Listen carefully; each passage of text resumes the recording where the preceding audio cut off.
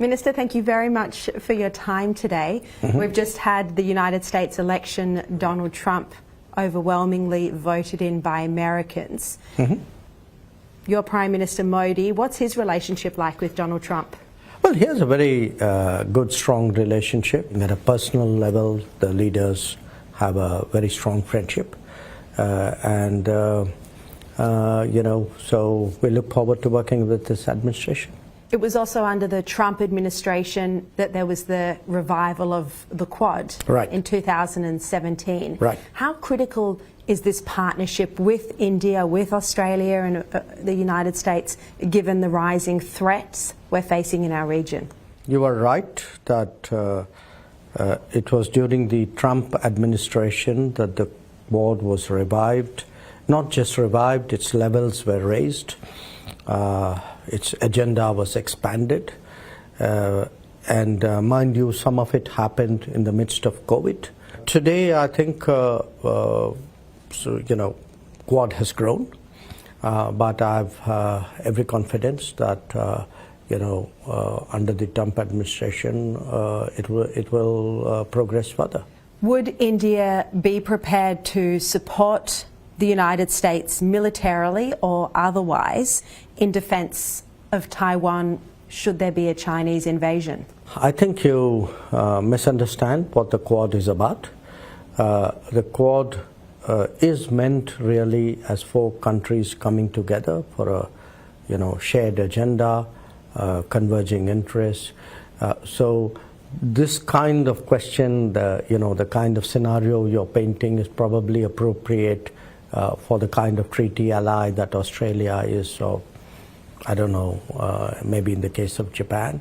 But I don't think it really, the question and the kind of scenario fits in with what we really discuss and envisage on the Quad.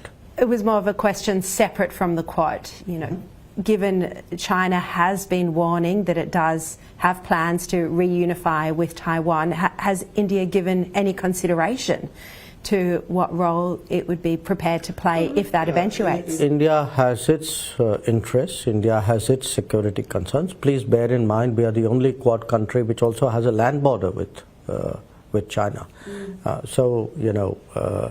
I don't think, honestly, this question is warranted given our history and where we're coming from. India is, of course, also part of the BRICS partnership, a member of both. Do you recognise the angst that India's relationship with Russia at times causes Australia? I don't think we have given cause for any angst for this reason.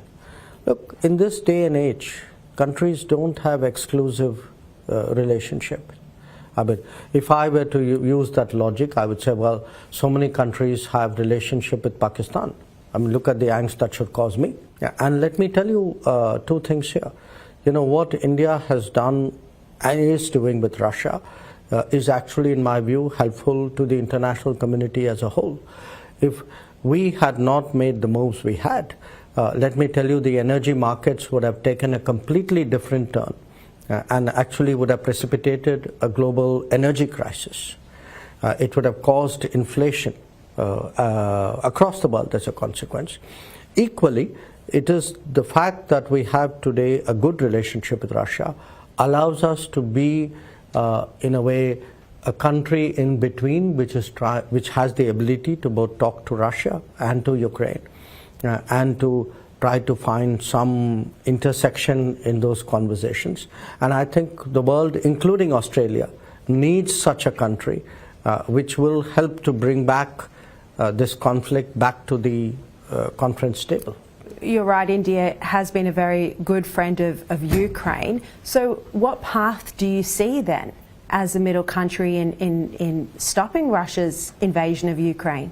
The way out is to find an ending to this conflict. A negotiated ending? Conflicts rarely end on the battlefield. Mostly they end in a negotiation.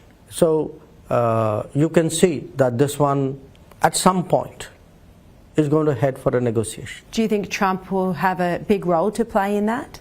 Well, I think the United States is, the world's preeminent power in a way. And the United States will naturally, and it's been very closely involved from the very start. So obviously the US would have its influence and its views on it.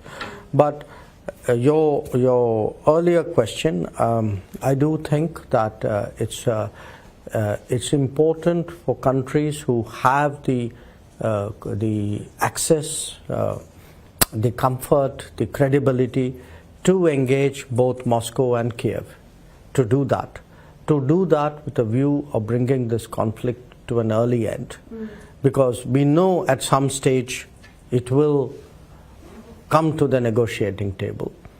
So if we can hasten that, if we can facilitate that, I would argue that it's in everybody's interest. It's a very pragmatic view of the world, because in Australia, in the United States, in the United Kingdom, there's been a lot of concern over the emerging alliance and the increasing cooperation between China and Russia, North Korea and Iran. The supply of weaponry, for example. Do you think that this emerging axis of evil, as it's called, Russia, China, Iran and North Korea, do you believe this is a growing threat to the world? And do you think Iran's increasing nuclear capabilities will need to be dealt with? This picture that you've painted,